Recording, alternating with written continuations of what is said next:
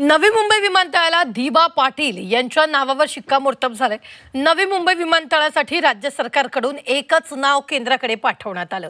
मात्र काही तांत्रिक कारणांमुळे या प्रक्रियेला काहीसा वेळ लागणार असल्याची माहिती मिळते।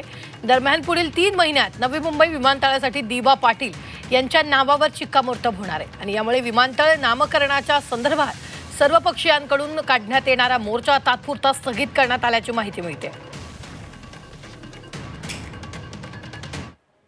मुख्यमंत्री महोदयांचं म्हणणं असं होतं की पंतप्रधान महोदयांचं म्हणणं आहे की ह्यापुढं हे सगळे अधिकार राज्य सरकारलाच देण्यात येतील आणि त्या संदर्भातच जे काय बनवायचं चालू आहे ते ठराव संमत होईल आणि त्यानंतर मग प्रोसेस होऊन राज्य सरकारला तो अधिकार दिला जाईल आणि त्या प्रोसेससाठी जो वेळ लागेल त्या वेळेनुसार हे नाव देण्यात येईल, परंतु अंतिम नाव हे दिबा पाटील साहेब यांचंच असणार आहे।